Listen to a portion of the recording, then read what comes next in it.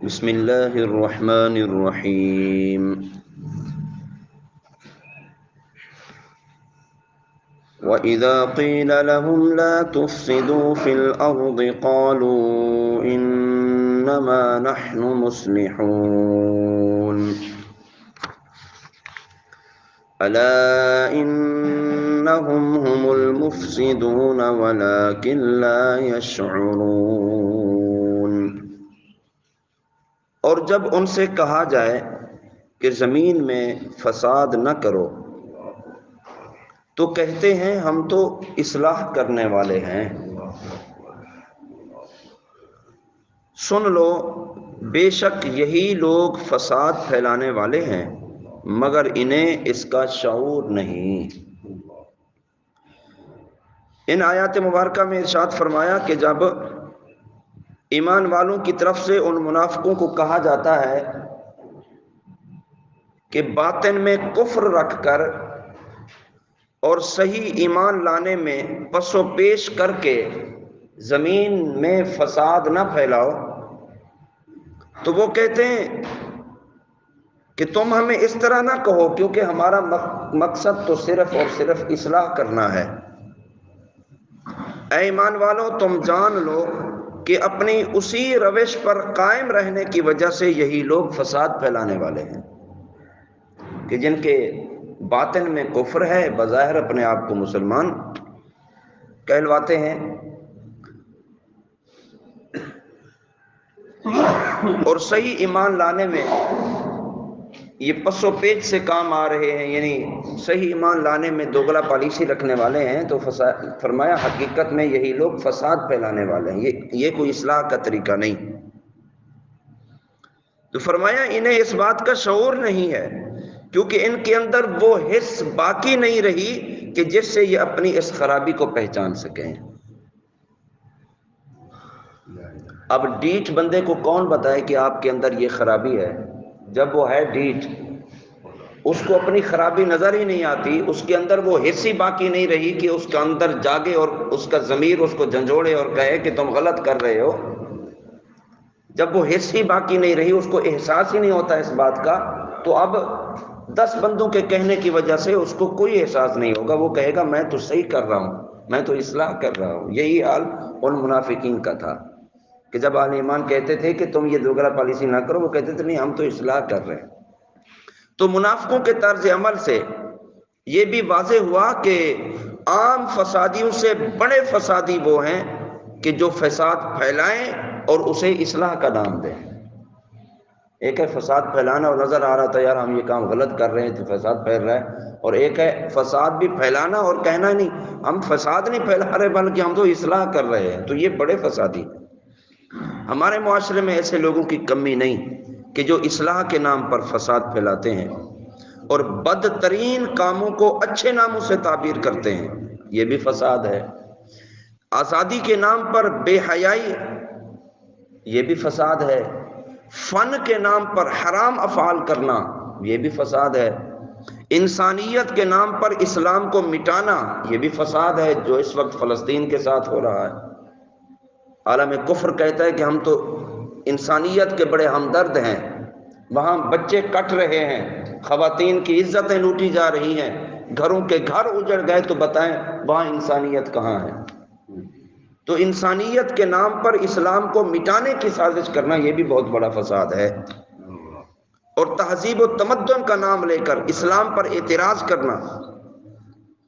توحید کا نام لے کر شان رسالت کا انکار کرنا، یہ بھی بہت بڑا فساد ہے۔ قرآن کا نام لے کر حدیث کا انکار کرنا، یہ بھی سب بہت بڑا فساد ہے، اور یہ سب فساد کی صورتیں ہیں۔ پھر کہتے ہیں ہم اصلاح کر رہے ہیں، تو ایسا کام نہ کریں کہ جس سے فساد پھیل رہا ہو اور آپ کی نظر میں وہ اصلاح ہے، لیکن حقیقت حال یہ ہے کہ اگر اس کو لوگوں کے سامنے رکھا جائے تو سب کہیں گے نہیں اصلاح نہیں، یہ تو فساد ہو رہا ہے۔ تو یہ منافقین کا طرز عمل تھا۔ وَإِذَا قِيلَ لَهُمْ آمِنُوا كَمَا آمَنَ النَّاسُ قَالُوا أَنُؤْمِنُ كَمَا آمَنَ السُّفَهَاءُ أَلَا إِنَّهُمْ هُمُ السُّفَهَاءُ وَلَكِنْ لَا يَعْلَمُونَ۔ اور جب ان سے کہا جائے کہ تم اسی طرح ایمان لاؤ جیسے اور لوگ ایمان لائے، تو کہتے ہیں کیا ہم بے وقوفوں کی طرح ایمان لائیں؟ سن لو، بے شک یہی لوگ بے وقوف ہیں مگر یہ جانتے نہیں ہیں۔ یہاں الناس سے صحابہ کرام مراد ہیں، اور ان کے بعد ان کے کامل اتباع کرنے والے لوگ مراد ہیں، خالص اہل ایمان مراد ہیں۔ تو اس آیت مبارکہ میں بزرگان دین کی طرح ایمان لانے کا حکم دیا گیا کہ جس طرح صحابہ کرام ایمان لائے ہیں، جس طرح صحابہ کرام کے ماننے والے ایمان لائے ہیں، تم بھی اسی طرح ایمان لاؤ۔ تو وہ کہتے ہیں معاذ اللہ ہم ان بے وقوفوں کی طرح ایمان لائیں، یعنی وہ صحابہ کرام کو بے وقوف کہتے ہیں، صحابہ کرام کی اتباع کرنے والوں کو وہ منافقین بے وقوف کہتے تھے۔ تو معلوم ہوا کہ ان کی پیروی کرنے والے وہ نجات پانے والے ہیں، صحابہ کرام کی پیروی کرنے والے وہ نجات پانے والے ہیں، اور ان کے راستے سے ہٹنے والے وہ منافقین کے راستے پر ہیں۔ اور یہ بھی معلوم ہوا کہ ان بزرگان دین پر، ان صحابہ کرام پر طعن و تشنیع کرنے والے یہ آج کل کے دور کے نہیں، یہ بہت پرانے چلے آ رہے ہیں، یہ صحابہ کرام کے دور سے چلے آ رہے ہیں ان پر اعتراض کرنے والے۔ تو اس آیت کی روشنی میں صحابہ کرام، ائمہ دین اور بزرگان دین کے متعلق اپنا طرز عمل دیکھ کر ہر کوئی اپنا راستہ سمجھ سکتا ہے کہ ہم صحابہ کرام کے راستے پر ہیں یا منافقین کے راستے پر ہیں۔ اگر اچھے کام کر رہے ہیں، دین پر چل رہے ہیں اور سچے راستے پر ہم گامزن ہیں تو گویا ہم صحابہ کرام کے راستے پر چل رہے ہیں، اور اگر ہمارا طرز عمل اچھا نہیں ہے، ہماری طرز زندگی اچھی نہیں ہے، ہمارے عبادات کے معاملات ٹھیک نہیں ہے، اور جناب ظاہر و باطن ہمارا تضاد میں ہے، تو پھر سمجھ لیجئے یہ صحابہ کرام کا راستہ نہیں تھا، تو پھر یہ منافقین کا راستہ ہے۔ علماء اور صلحاء اور دیندار لوگوں کو چاہیے کہ وہ لوگوں کی بد زبانیوں سے بہت رنجیدہ نہ ہوں، بلکہ سمجھ لیں کہ یہ اہل باطن کا قدیم طریقہ آ رہا ہے، اور دینداروں کو بے وقوف اور دقیانوسی خیالات والا کہنے والا وہ خود بے وقوف ہوتا ہے۔ ایک بندہ اگر 5 وقت کا نمازی ہے، متقی پرہیزگار ہے، اور دور سے کھڑے ہونے والے بندے کو لگ رہا ہے یار یہ بڑا صوفی بنا پھر رہا ہے، یہ جناب ایسا ہے ویسا ہے، اس کا اندر دیکھو، اس کی باتیں سنو، اس کے کام دیکھو، یہ منافقوں کا کام ہے، اہل ایمان کا کام تھوڑی ہے کہ جو بندہ سیدھے راستے پر چل رہا ہے آپ اس پر اعتراض کر رہے ہیں، تو یہ اہل ایمان کا طریقہ تھوڑی ہے، یہ منافقوں کا طریقہ ہے۔ تو بزرگان دین کے طریقے پر، صحابہ کرام کے طریقے پر جو چلتا رہا گویا وہ سچے ایمان والا ہے، اور وہ منافقین کے راستے سے ہٹنے والا۔ تو اس آیت مبارکہ سے یہ معلوم ہوا کہ نبی کریم صلی اللہ علیہ وسلم کے صحابہ کرام اللہ کی بارگاہ کے ایسے مقبول بندے ہیں کہ ان کی گستاخی کرنے والوں کو اللہ تعالیٰ قرآن میں خود جواب دے رہا ہے۔ صحابہ کرام کے بارے میں حضرت ابو سعید خدری رضی اللہ تعالیٰ عنہ آپ فرماتے ہیں نبی کریم صلی اللہ علیہ وسلم نے ارشاد فرمایا میرے صحابہ کو گالی گلوچ نہ کرو، ان کا مقام یہ ہے کہ اگر تم میں سے کوئی احد پہاڑ کے برابر بھی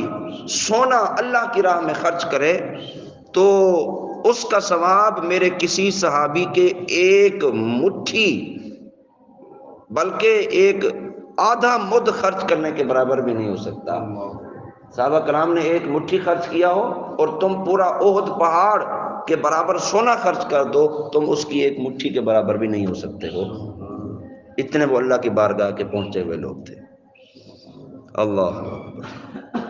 اور حضرت ابو ہریرہ رضی اللہ تعالیٰ عنہ روایت کرتے ہیں نبی کریم صلی اللہ علیہ وسلم نے ارشاد فرمایا کہ اللہ تعالیٰ فرماتا ہے جو میرے کسی ولی سے دشمنی کرے گا اسے میں نے لڑائی کا اعلان دے دیا ہے، کہ جو کسی میرے دوست سے دشمنی رکھے گا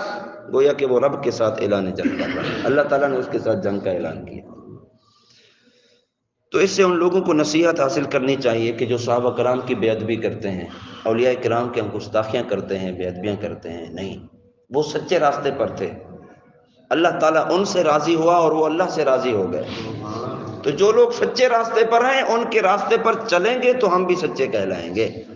اگر ان کی بے ادبیاں کی، ان کی گستاخیاں کی اور ان کے راستوں سے ہٹ کر چلتے رہے تو پھر یہ سچا راستہ